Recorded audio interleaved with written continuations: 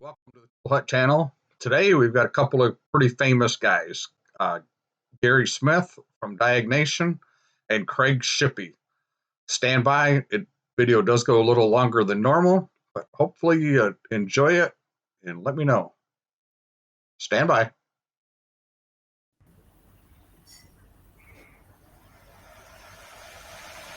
Welcome to the Cool Hut channel. Today I've got a couple of famous guests. Craig Shippy and Gary Smith from Diag Nation. I'm going to have Gary introduce himself and kind of explain what Diag Nation is, and then we're going to have Craig Shippy introduce himself, and hopefully everybody knows the lovely Brandy in the lower right corner there. Absolutely. Well, hey, everybody. This is Gary Smith here. I appreciate the opportunity to come on today and talk to you about Diag Nation. We are a remote diagnostic and programming support hotline, and we work, our specialty is European and supercars, but we do work on all makes and models. So we have a really neat support method whereby we stick with the tech right till the very end of the problem. We're very unique in the industry for that. And we do a lot of deep study and field engineering. So some of you guys may have seen us out on the training circuit. We do teach all over the country as well. So we kind of work with shops and dealerships and fleets all over the United States with remote support and with training. So that's what Diag Nation does. And we appreciate you letting us have a little time to speak with you today. Okay. And Craig? Yep, I'm Craig Shippy. Some guys might have heard me on the phone, I guess, but I do most of the Volkswagen diagnostics and programming and some installs of various factory specific tools. Okay. And then Brandy, you might as well tell everybody what you do. Oh, me? Oh, yes. As Sam introduced you guys, I'm Brandy. I'm his new sales manager girl, as we call me. I didn't know jack about Jill about cars, really, for a long time. My dad taught me how to change a tire, change my oil, do all the really important things. I can drive a stick. And it wasn't until just recently with Sam, I think it was September of last year, that he kind of was like, hey, let's have you on board and I can teach you.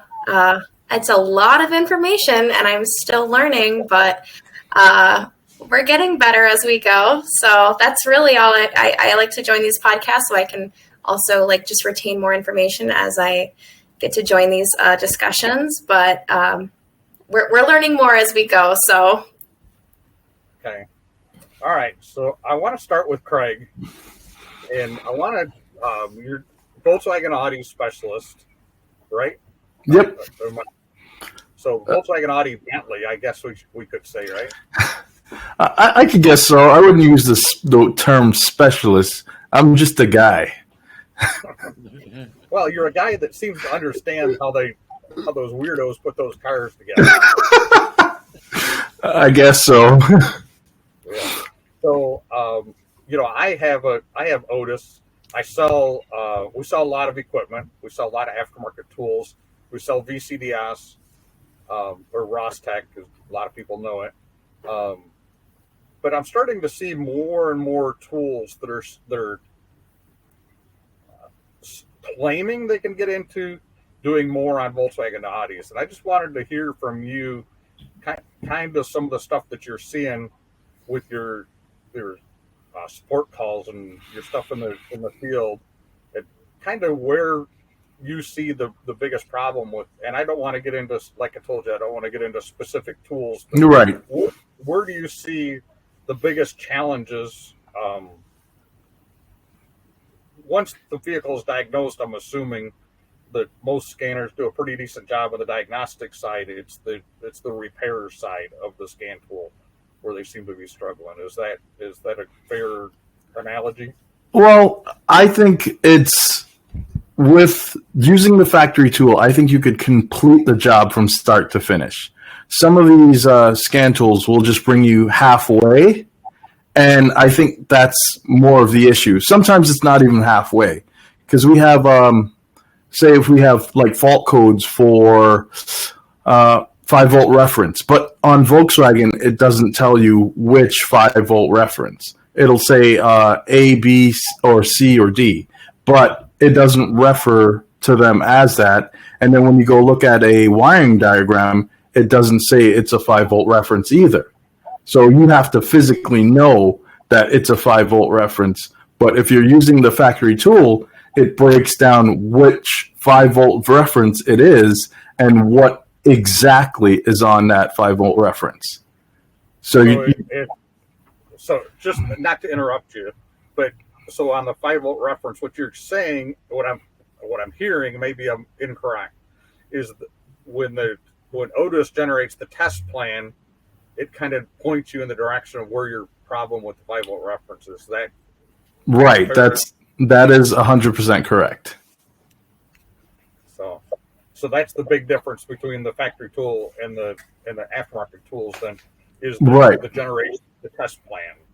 The test plan and the description of the fault is super vague that you wouldn't even understand it. It's not even something that you would see regularly. It'll be like a D1 something code, and you go, what is this? Where do I go from here? So how do you address that when somebody calls into your tech line and they've got an aftermarket scan tool and they've got that code? So how do you address that? Oof. All right. So with me, hopefully they have an aftermarket tool where we could help on the other side, with the diagnosis. Where maybe we could run a factory tool, or if they have an LSID, I could point them into the direction of getting the factory tool, where it'll be a lot easier for them with their day-to-day tasks. Okay. So how many Volkswagens and Audis do you think a shop needs to work on a month before they can justify a factory tool? I say if you do 3 a week, you might as well get it. So a shop that's doing 2 a month maybe probably can do some basic stuff and send the rest out, call in a mobile guy for the others, or how do we bridge that gap? All right, so Volkswagen Audi Group, I look at it as, if you want to make some quick money really easily, you have to have the factory tool. So if you have the factory tool, you're going to bring in more cars for that brand.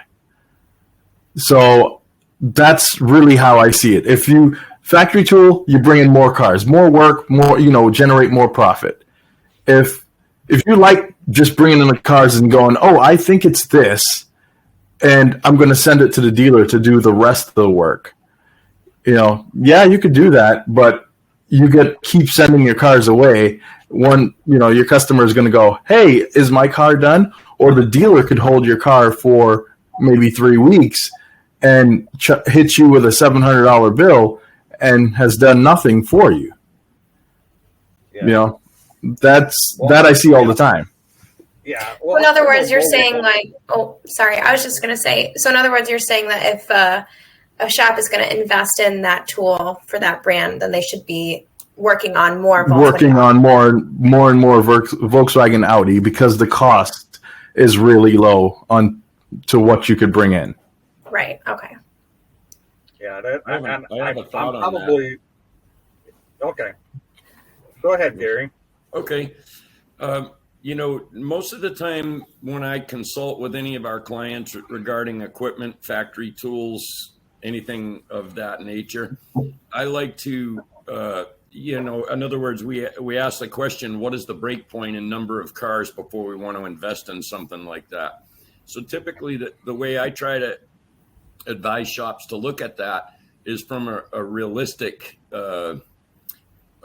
angle rather than an emotional one, meaning typically when somebody asks a question, hey, should I have this factory tool? What typically happens is he's stuck with a car or has been stuck with a car, and he's wondering if it's going to be worth it to do it. Well, we could say that from a technical standpoint, in all cases, it's worth it to do it. But from a financial standpoint, what I advise my clients to do is to evaluate how many vehicles of that car line you've worked on in the last 3 to 6 months. Some guys like to run a 6-month trend. Some guys like to run a 3-month trend. That depends on your volume. But the way I look at it is if you take about 30% of your labor rate, let's just say for easy, I know it's higher than this, but let's just say for easy math, it's $100 an hour or $150 an hour. If you take 30% of that and think about tool investment, okay, how many Volkswagen Audis do I have to be able to successfully work on in a month to cover $1,800 worth of expense? Right. And in a lot of shops, if you look at the reality of what Craig was saying, which is you can go from start to finish on that job very quickly and very effectively with the notice, then paying back $1,800 at 30% of your labor rate on all Volkswagen Audi cars will probably turn out to be a surprisingly low number that would indicate to the shop to go ahead and bring that tool in, if that makes sense.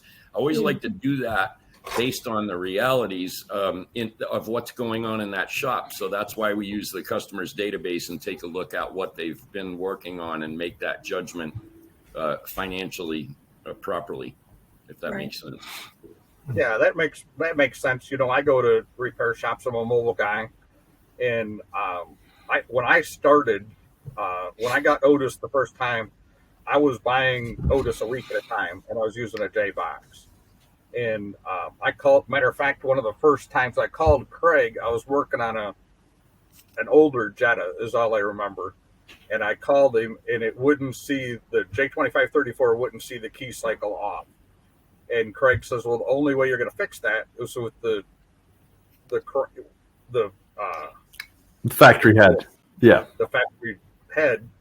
And I said, "Well, you know, I told him then, I said, well, I don't work on a lot of Volkswagen Audis, but I'm probably going to go ahead and buy it." And I went ahead and bought it. I think I bought it that afternoon because I needed it for that car.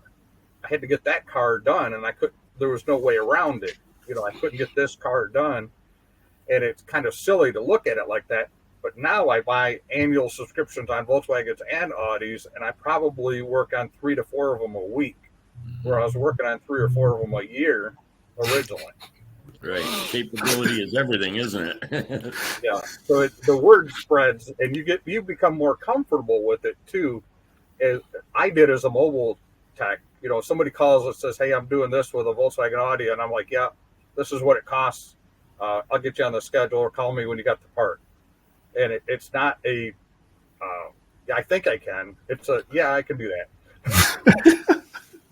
And I told Paul that the problem is with Volkswagen Audi for me is I don't ask enough questions anymore.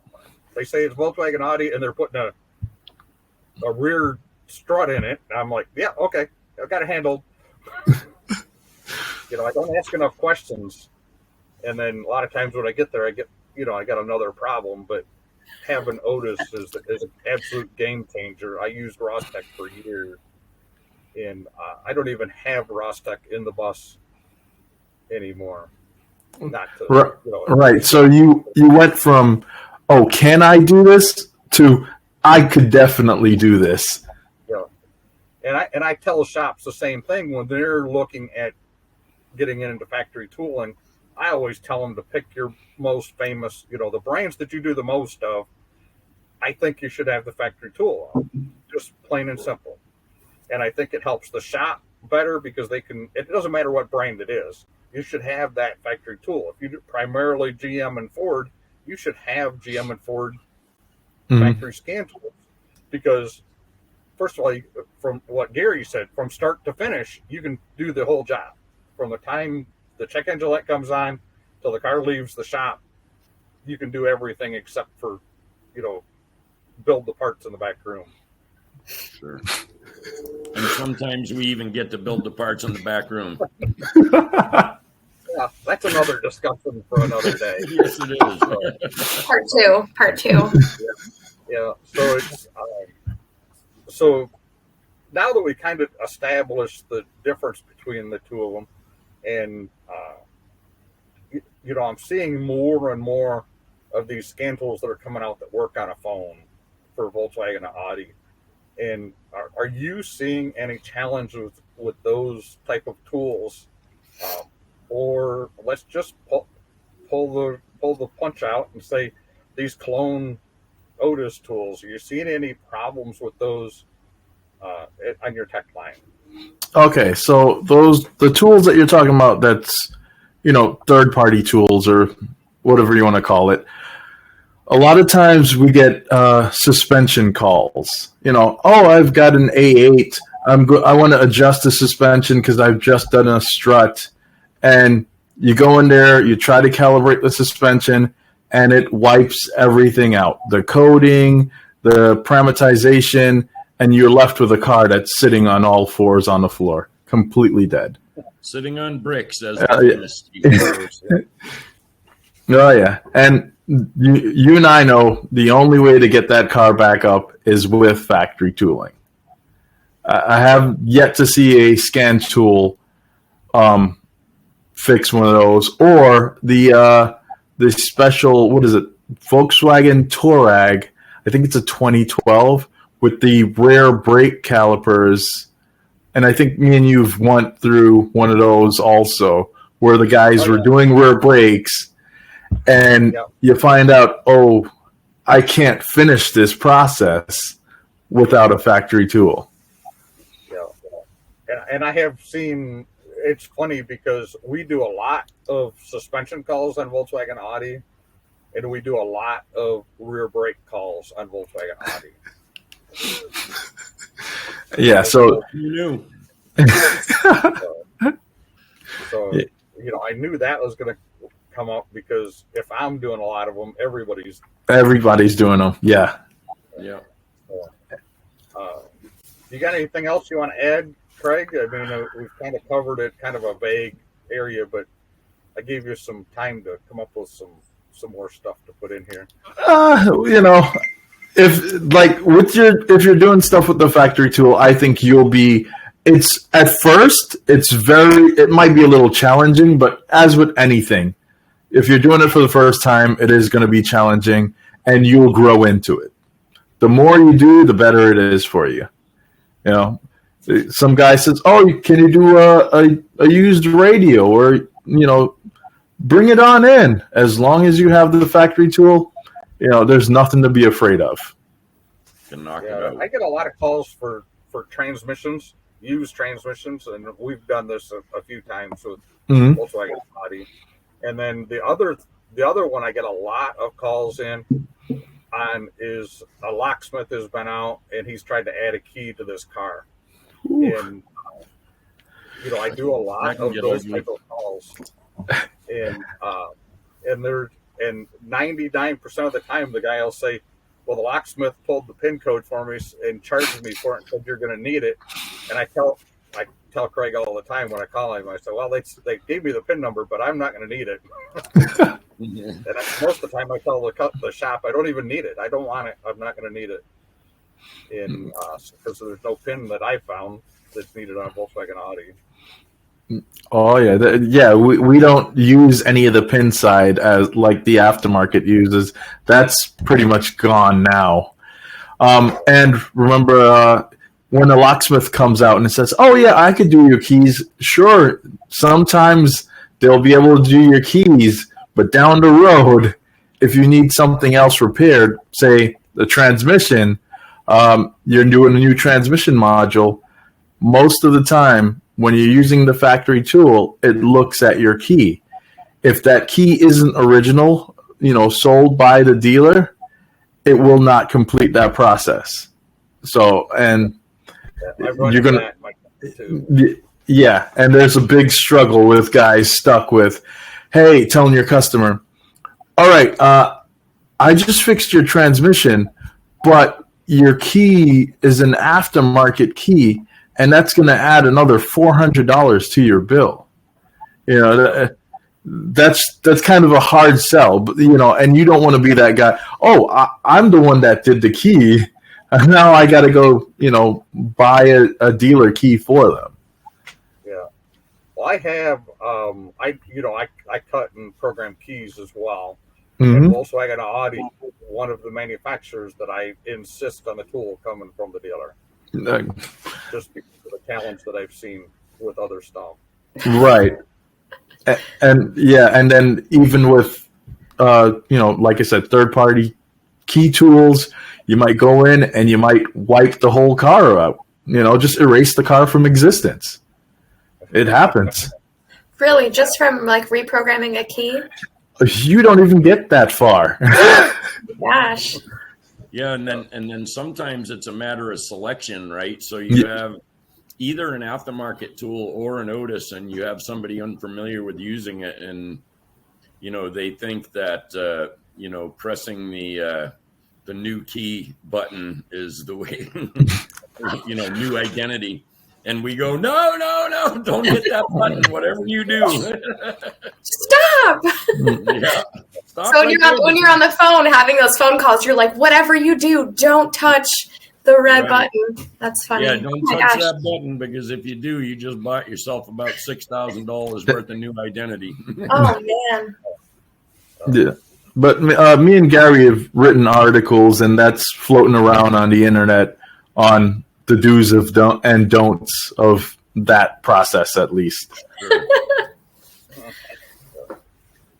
All right, so we got Gary sitting here, and I want to go over a couple things with Gary. I know that Gary's a scope guy. I'm kind of a scope guy too, and I've been really struggling with this part. I talk to shops all the time that want to get into having a scope. They want to add a scope to their arsenal, and my argument always is you already have a scope. Let's learn to use the one you got. And 100%. I'd love to go in and sell you, $5,000 worth of a Pico to get you, to the best of the best for your shop. But if the shop is not using the scope they have, they're not going to use the Pico. Mm-hmm. That's right. And then my thought process is that once they learn the limitations of what they have, it also helps me show them where the Pico fits into the shop or something else. Not just I just picked the Pico as an example, but sure, it's a very popular scope. And so I just wanted to, what's some tests that we can get the shops doing that'll get the scope out of the box, get the leads dirty. I'd love nothing more than to get some guy some leads for their scope. Sure, yeah, because that would tell you that they're using it, right? Right. Sure. Yeah, if they're not using it, the leads are brand new. Right. Exactly. Yeah. Now we run into that a lot, Sam, on the hotline. We have customers that will, and I don't want to inflame anybody when I say this, but you asked, so I'm gonna. We see customers that are buried for 3 weeks, 3 months, 5 modules into a car, and their scope is sitting on the shelf, never once been installed on the car. And, I have a real problem with that in this day and age, because how do I put this? It seems that most people out there, when they're trying to deal with a high-tech problem, are spending all their time going for the silver bullet answer. Meaning researching on Identifix, 4 out of 5 surveyed technicians say the EGR valve's bad, right? Well, my personal opinion is billions and billions and billions of unnecessary service dollars are spent that way, and that's a real shame for the retail customer, right? But it's also a pain in the neck. Right. It's also a pain in the neck for the shop owner.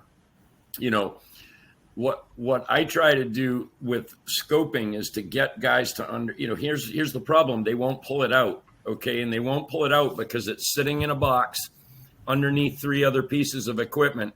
And that technician, may not really understand how to pull the scope out and use it. A lot of them do. Don't get me wrong. I'm not trying to say that we've got an ignorant industry here. We by far don't. We have a lot of guys, as you know, it's your business, Sam, that invest very heavily in that and train very heavily on it.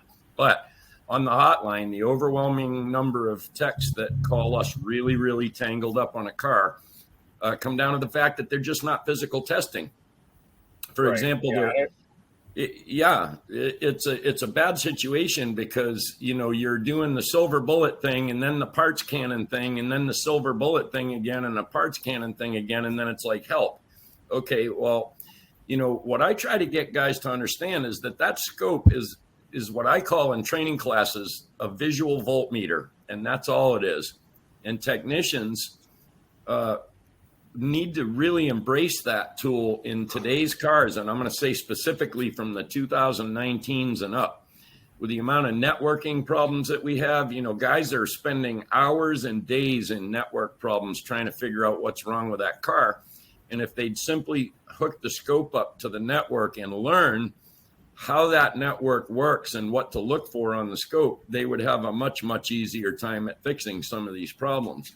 But one of the things I'd like to say, since we're on this subject, is if you are a shop owner out here or a technician listening to my voice right now, I strongly encourage you to take any scope you have, a Snap-on, a one channel, an old Fluke 98, an Autel, whatever scope you have, get that thing onto a cart. And I mean a push cart that can go through the shop. Get it onto a cart. Get your techs in the habit of coming in the morning and booting that thing up. Hang the leads on the back of the cart with the little bathroom hooks. And the reason I say that is 9 times out of 10, a technician won't go for that scope because it's all packed very neatly in a box and he knows it's going to take him 30 minutes to set it up. And then he may still have interpretation or use problems to overcome, which is why they can tend to collect dust in certain shops rather than be used. But guys, the visual voltmeter tells everything you need to see. All you need to do is make sure that thing is booted up and ready to go in the morning, and then let's get the technicians into a regular habit of looking at known good cars, not just known bad ones. You know, I have people tell me all the time, I don't have time to look at this with a scope. Well, I'm going to say it differently based on our experience on the hotline. You don't have time not to look at it with a scope. Yeah. And I challenge shops when I go in, and that's one of the things I will tell them that they need to do. We need to get that scope out. We need to get it on a cart. We need to get it set up so it's easy to use. Yes. And the next thing I want you to do is I want you to hook it to 2 cars a day. And I don't care if all you do is look at the AC ripple on the alternator. Yep. Plug it in. Look at the AC ripple of the alternator. Don't wait for the broken car. Hook it to unbroken cars. Do a relative compression. Don't have an amp clamp. Just put the volts on there. Let's do relative compression, voltage over time, and then add a sync, and then add. You know, now you got a car in that's got a drivability problem. Let's do a cam crank correlation, even though we don't think that's the problem. Let's do a cam crank correlation anyway. Sure. As part of our testing process. Let's start with some repetition of doing these tests. And once you build your database of known goods or use it enough, you're going to say, hey, this doesn't look like the last one I looked at and it wasn't broken. Right. And, you know, a really important addition to what you just said is in the case of intermittents, right? Intermittent problems are the worst thing that dogs any technician out there, whether it's you in your mobile van or whether it is a technician you're going to help. The intermittents can be a real nightmare in these highly networked cars, right? So with the scope, one thing I try to teach is, okay, guys, if you want to get practice, then take it. Let's just say that we have a fuel pump cutting out on a car, just as a real base example. You had a fuel pump that's cutting out, the car's coasting to the side of the road, and 20 minutes later it starts right up and rolls on. Excuse me. Well, what I've been trying to do is say to you guys, look, when that car is in front of you, let's go ahead and get the scope on there and record how that fuel pump circuit works while it's working properly so that we have a visual roadmap to go after the problem when the car comes in faulting. You know, and there's another area where we can get guys up to speed with using scopes is measuring a known good car and holding and recording that waveform for the next time that intermittent comes in, which it undoubtedly will, right? I just taught a class on that at the Bemmers BMW event in Dallas last weekend, that specific strategy of how to go find an intermittent by building your roadmap with a scope and saving the files, right? So you're right, Sam, it's known goods. That you want to measure known goods till you're blue in the face, because then you have a much better idea of what a known bad looks like when you pull it up on the screen, right? Not only will you know a known good, you're familiar with your scope. You practice. You practice. You're not afraid to plug it in now because you know what to expect. Right. And then plugged in enough to this fuel pump that you say, "Hey, that one looks funny." Exactly. Can I interject in here too, just a little bit, because I just wanted to say something about like the intermittent. I find it very, at least for me, resonates with me, myself, and I. I feel like every time I have something going on with any of my vehicles, I'm always like, oh man, I've noticed, my car is doing this, but it's not all the time, and I hear it all the time from anybody that has, maybe an older car. I drive older vehicles, but anywhere between, the mid to early 2000s and into maybe 2010s or something, whatever, it doesn't matter the year. But I myself personally have always had these intermittent issues. And before I was working for Sam, I would often go to, a repair shop of sorts, anywhere in the area that I was, in, and discussing with the technician, like, hey, can you do can you look at my car? And it would always be that it doesn't happen all the time, but it is happening. And it has happened enough for me to, see if you can like take a look at it and tell me what it is or what could possibly be the issue. And I feel like oftentimes, at least back then, it was always, I took it to a repair shop, they would take it for a test drive. And then obviously, it would never happen during the test drive of this intermittent issue. And it's like, well, we don't really see that there's an issue going on. So if it happens again, come back. And it's like, I've had this issue for so many times that I'm like, I've finally come in to kind of like figure out what the issue is. And so, since I started working with Sam, it happened again recently. And Sam was like, just bring it over. We'll get my scope. We'll look at it. And I've never had that experience where, him being so knowledgeable in his field and just being able to dive right into what is the issue and how quickly we can resolve it for you.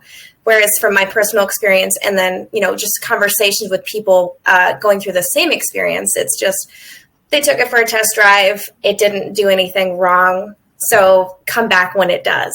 And then it's like when a dog going to the vet, they're sick for a week. And then once it's time to go get it fixed, they're suddenly fine, So I find that very interesting that's my personal experience. And so hearing it from you guys, like just use your scope, intermittent issues happen and you can easily resolve them if you utilize the tools that you have. So, yeah. Well, and just to your point, right? That's a massive mistake for any technician with any tool in his or her hands, is to go take a ride in a car to see what it's doing without being properly rigged up to catch the problem. It drives me nuts when I see somebody take the keys for a car and jump in it and go for a ride.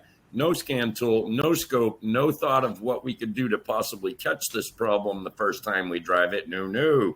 Let's drive it 5 times and give the car back to the customer a little more angry, right? So this is something that our entire industry, not just in the realm of scopes, but in the realm of diagnosis in general, could start to do a lot of improvement on. And through that process, your guys would get to learn their scope really well. Right. Yeah. Well, I just had a really interesting one. I really wish I would have caught it on recording. I had a Dodge Journey with a 6-cylinder. It had a misfire, and it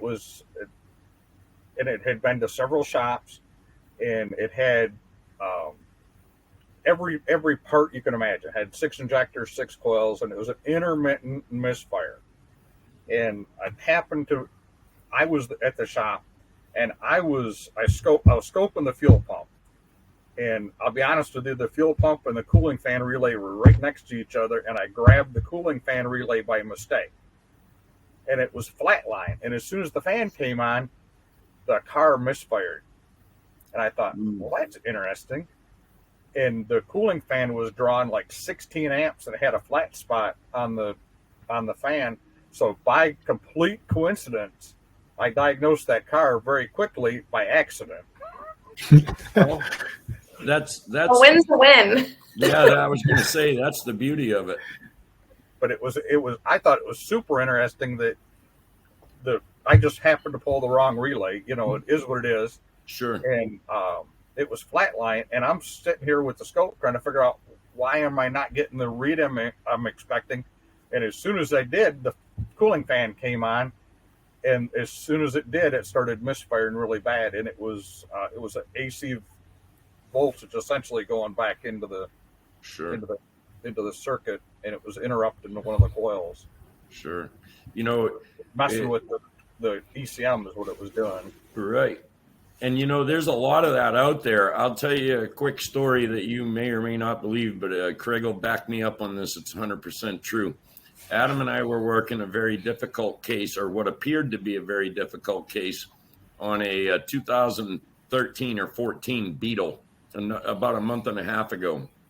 And this car, to make a very long story and a sob story very short, this car was at 2 independents and 2 dealerships. And it had literally everything replaced. So we don't need to get down the line because we're on a podcast, but we had a computer and the sensors and this and that. Well, it goes over to Volkswagen for a recall, and the shop owner said, hey, we've got this really weird problem with the throttle. It won't work. While it's here for the recall, can you diagnose it for us, right? So they were willing to pay a diagnosis charge to have Volkswagen look at it. Well, Volkswagen came back, this particular dealer came back and said it needs to have 2 harnesses. It needs to have the main harness and it needs to have the engine harness. So after very close to $9,000 worth of replacement parts on the car, they then put the 2 harnesses on the car. So now we're up to 12 grand on this Volkswagen, 3 months out of service. We get a desperate call from the client, our shop. He goes, you got to help me. These people want to take us to court. They're ready to shoot us, right? Rightly so. And what we did was Adam and I immediately said, okay, because we have to think this way. We're, you know, after the scan tool and programming magic fails, we got to go find the problem with the car, right? So that was the case here. And so the very first thing we thought about together was the fact that it hadn't been mechanically tested at all for a fault, and that I thought what we were dealing with was a logic reset on that throttle motor, because my scope, there's that scope again, my scope showed me that exactly 500 milliseconds after key on it would default the throttle. And we repeated that about 8 times. So we knew it was a logic reset, and it wasn't anything to do with anything else but a logic reset. So we got thinking, what is it that could make this thing unhappy and do what it's doing? And what we did was we said, let's test the one thing that hasn't been tested. Let's test this engine. So we put the in-cylinder waveform transducer in, which I know you're familiar with, Sam, and we fired the car off. And in 5 seconds, Adam and I looked at that screen and said, oh my God, I know what's wrong with it right now. It's pulling 32 inches of vacuum, which is relatively impossible in an engine, okay, which means it has an intake manifold restriction. So we said to the shop owner, shut this thing off, tear it apart. You have an intake restriction. And he started cussing and going at it. He says, we do not. We've had this thing apart 4 times. I said, take it apart a 5th because you have an intake restriction. About 10 minutes later, we got a picture of the turbo hose where it splits from the primary to the secondary turbo inlet. And it had a big mouse house in it. Mouse house. Okay. So I kid you not when I tell you this story, we had a $12,000 3-month nightmare through 2 shops and 2 dealerships that weren't testing the car. And in 5 minutes, we figured out it was a mouse house in the air intake. Now, boy, I got to tell you, I feel bad for that dealership because what an embarrassment. Okay. I feel bad for the shop. They were stuck. And I feel the most bad for a customer that ended up having to negotiate their bill because the collection of the shop and the dealership had put $12,000 into a car that was probably worth $5,000. So these are the things that are going on in this industry that really, for me, drive my passion to go out there and teach lab scopes, how to use them, why to use them, when to use them. Like you said, put them in that cart, turn them on, and start making them your best friend, or you're going to quickly become irrelevant in the diagnostic industry. And I think you could agree with that, Sam, and I know Craig does, because today. Yeah. I'm a big fan of pressure transducers. Yeah, and the point I was trying to make is you don't, when you're first starting out, when you're starting to use your scope, don't test things that are broken. Test things that are not broken. Right. So if you're working on a misfire, don't look at coils and injectors. I mean, you can, but don't focus on that. Do your cam crank correlation. Do your battery test. Do your alternator tests. Do your starter test. Do your fuel crank and compression, test. Like you said earlier, right? Those are wicked important. Yeah. Yep. And if you just get into a routine, a lot of times you'll find the problem that you never would have found doing it, going right for the problem. Sure. Yep. Take a look at a wheel speed sensor. It's always good. Yeah, why not? Those are goofy sometimes. Some of those are really strange. Well, you know what's interesting is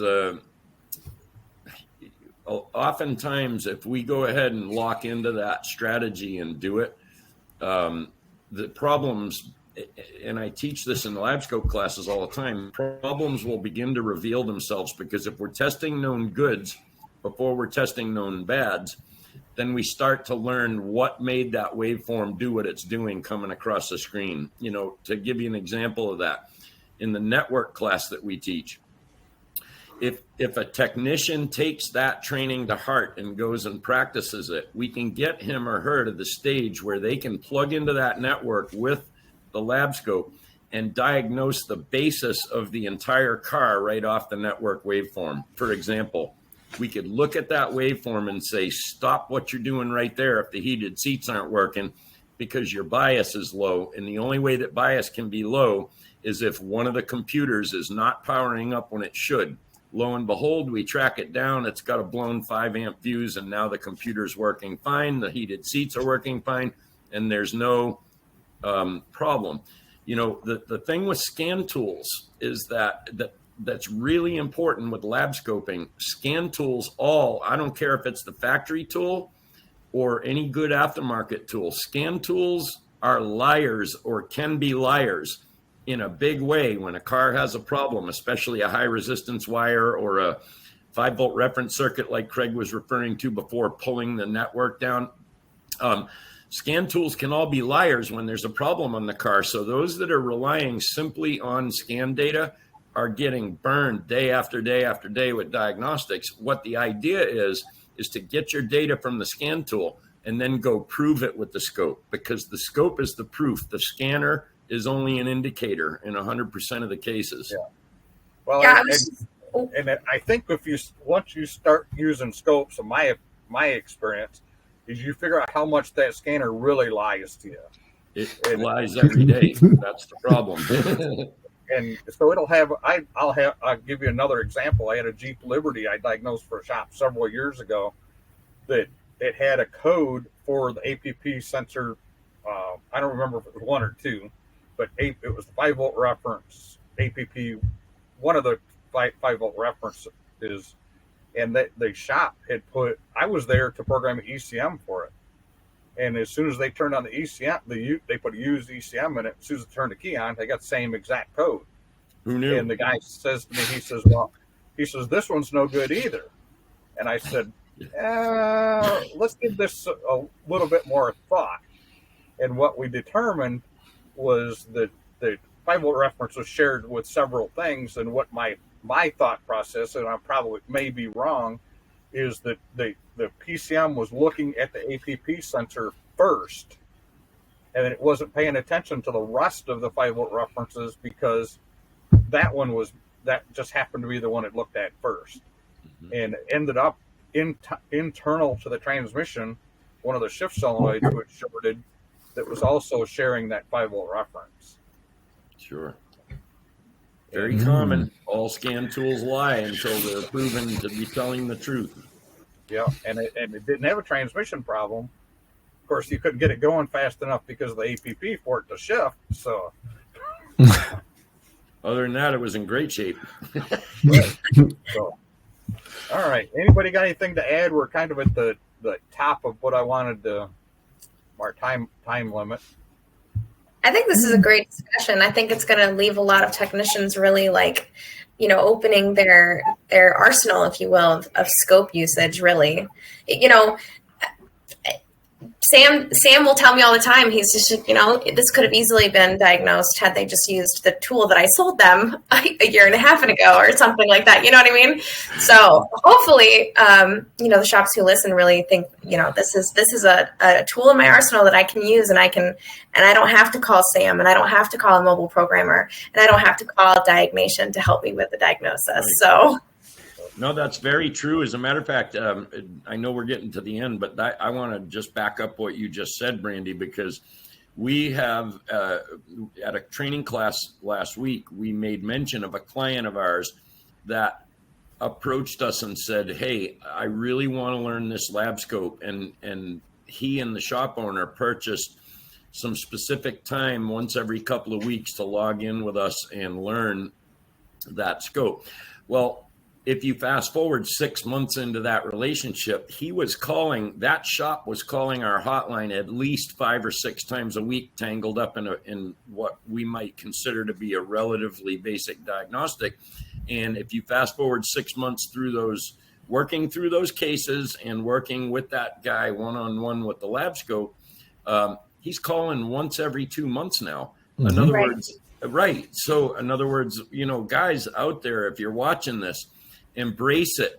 Call for help. Look, it's not just Diag Nation that does lab scopes. If you look around at your industry, there are some really, really super good scope instructors.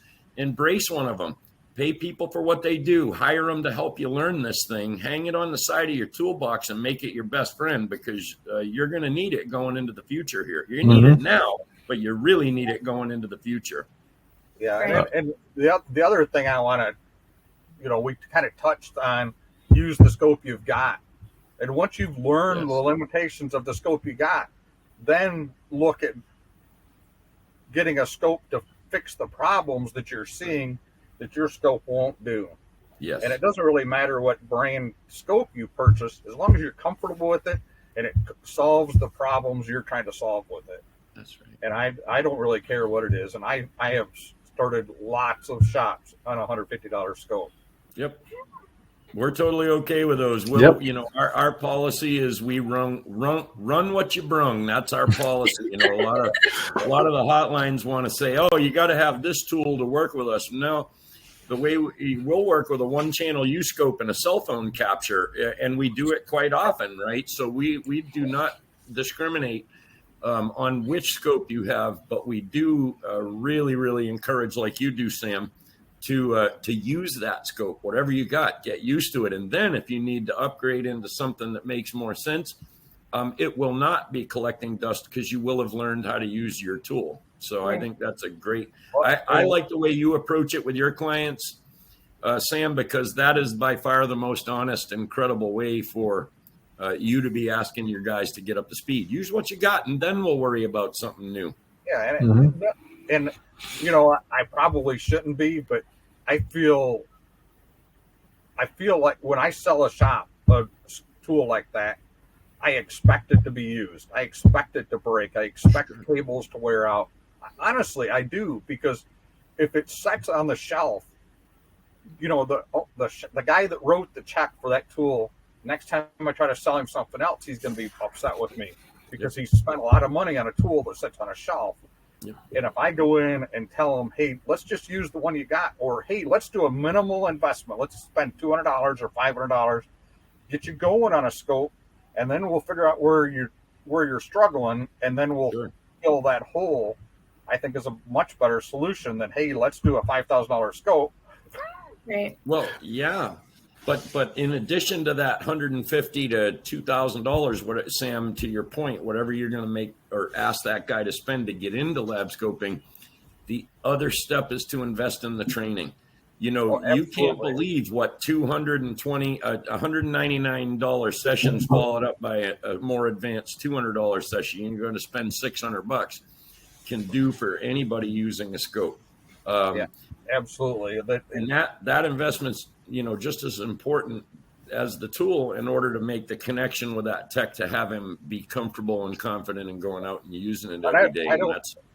I don't do as much diagnostics as I used to, but I used to do quite a bit of it. And I would get to shops and they would have their scope set up and they'd say, well, let me get mine out of your way. And I'm like, no, let's use yours and use your, you know, what you've done so far and try to figure out where either you messed up or missed a step. You know, it just, or maybe even not missed a step. Maybe I see something you didn't in these patterns based on experience. There's nothing wrong with that, but let's use what you got. And I can't always, but you know, a lot of times it would be off when I got there.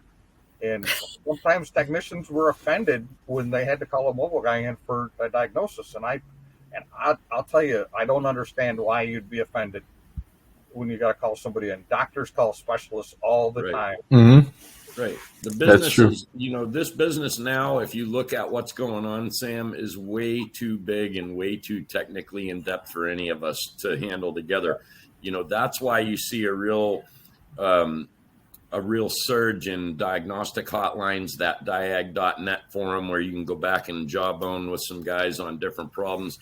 You know, it's just too big for any of us. Anybody that's out there standing in front of you today telling you that they got the answer for everything in the car business, as far as I'm concerned, that guy just ended his career.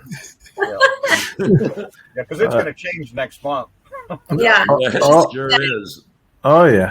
Oh, and remember, we're running into a lot of the mild hybrids, too, you know, 48-volt systems. So I don't think you should be messing around with those things without a scope. Absolutely not. So, all right. Well, thanks for joining me. Maybe we'll do it again sometime. Part two. That'd be great. I appreciate it. What a great format, and thanks so much for inviting us on. We, we love you guys over there, and I like to say, you know, to your audiences, you know, we were just talking about everybody. Nobody's too big for this business, and we really love working with you guys because you do it right. You know, you advise your customers right. You're, you know, awesome on the cars, and we just love working with you. So thanks so much for having us on. I appreciate that. Oh yeah, definitely. Thank you. We'll talk later. All right. Guys, have a great day. You guys have a good time. Yep. Bye. Bye-bye. Hopefully that was entertaining and educational all at the same time. Let me know what you think down below. Questions, comments, thumbs up, thumbs down. You know how it goes.